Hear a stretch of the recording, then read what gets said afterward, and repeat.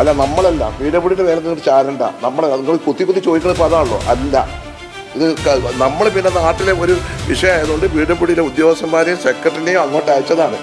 എല്ലാത്തിനും നിങ്ങൾ രാഷ്ട്രീയം കാണില്ല. ഒരു ദുരന്തം ഉണ്ടായതാണ്, ഉണ്ടാക്കിയോണ്ട് ഇതിന് വ്യത്യാസ വീണ നമ്മളല്ല. എല്ലാത്തിലും രാഷ്ട്രീയം കാണേണ്ടതില്ല, പറയണം മിസ്റ്റർ കളക്ടർ എന്ന് PK ബഷീർ തലകൊണ്ട് ആംഗ്യം കാണിക്കുമ്പോഴും മാധ്യമപ്പട കുത്തിത്തിരിപ്പ് ചോദ്യങ്ങളുമായി പിന്നാലെ കൂടുകയാണ്.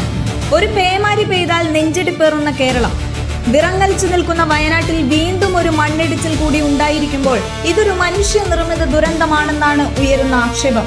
അവിടെയാണ് പൊതുമരാമത്ത് വകുപ്പ് മന്ത്രിയോട് മാധ്യമങ്ങൾ ഇതേ ചോദ്യങ്ങളുമായി ചെന്നുകയറുന്നത്. ഒടുവിൽ സഹികെട്ട് ഏറെ വികാരഭരിതനായാണ് മന്ത്രി PK ബഷീർ മാധ്യമങ്ങൾക്ക് മുന്നിൽ പൊട്ടിത്തെറിച്ചത്. എന്ത് വന്നാലും PWDയുടെ തലയിൽ ചാരാൻ നിൽക്കല്ലേ എന്നായിരുന്നു മന്ത്രിയുടെ മറുപടി.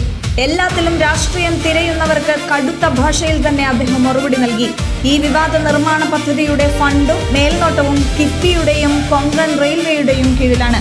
പൊതുമരാമത്ത് വകുപ്പിന് ഇത് നേരിട്ട് യാതൊരു പങ്കുമില്ലെന്നും മന്ത്രി അസന്നിഗ്ധമായി വ്യക്തമാക്കി. യഥാർത്ഥത്തിൽ വരാനിരിക്കുന്ന അപകടം മുൻകൂട്ടി കണ്ട് മന്ത്രി 3 തവണയാണ് അടിയന്തര യോഗങ്ങൾ വിളിച്ചു ചേർത്തത്. മഴക്കാലത്തിന് മുൻപ് തന്നെ മണ്ണ് നീക്കം ചെയ്യാനും സുരക്ഷ ഉറപ്പാക്കാനും ഉദ്യോഗസ്ഥർക്ക് കർശന നിർദ്ദേശവും നൽകിയിരുന്നു. മന്ത്രിയുടെ ഈ കൃത്യമായ ഇടപെടൽ ഒന്നുകൊണ്ടും മാത്രമാണ് അവിടെ വലിയൊരു ദുരന്തം ഒഴിവായത്.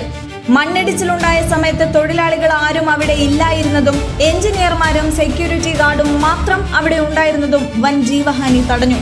നിലവിൽ അപകട സാധ്യതയുള്ള താഴ്ഭാഗത്തെ താമസക്കാരെ അടിയന്തരമായി മാറ്റിപ്പാർപ്പിക്കാനും അതിന്റെ മുഴുവൻ ചെലവും കൊങ്കൺ റെയിൽവേയെ കൊണ്ട് വഹിപ്പിക്കാനും കർശന നിർദ്ദേശം നൽകിയിട്ടുണ്ടെന്നും മന്ത്രി വ്യക്തമാക്കി. ദുരന്തമുഖത്ത് നിൽക്കുമ്പോഴും ഇത്തരം കുത്തിത്തിരിപ്പ് ചോദ്യങ്ങളുമായി രാഷ്ട്രീയം കളിക്കുന്ന മാധ്യമങ്ങൾക്കെതിരെ സോഷ്യൽ മീഡിയയിലും ഇപ്പോൾ വലിയ ചർച്ചകളാണ് നടക്കുന്നത്. അല്ല നമ്മളല്ല, പീഡബ്ല്യൂഡിയുടെ മേലെ നിങ്ങൾ ചാരണ്ട.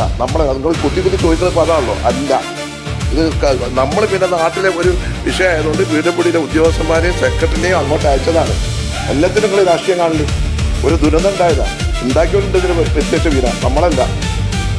ഇതിലൊരു ഭാഗമല്ലേ ഈ നിർമ്മാണത്തിലെ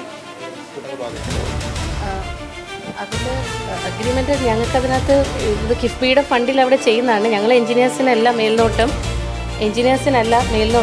പക്ഷെ ഞങ്ങൾ ശക്തമായ മീറ്റിങ്ങിനകത്ത് സാറ് വിട്ട മീറ്റിങ്ങിനകത്ത് പറഞ്ഞതിൻ്റെ അടിസ്ഥാനത്തിൽ ഒരു ജോലിക്കാരും അവിടെ മണ്ണിനടിയിൽ പെട്ടിട്ടില്ല. പെട്ടത് എൻജിനീയേഴ്സും സെക്യൂരിറ്റി ഗാർഡും ആണെന്നാണ് പറയുന്നത്.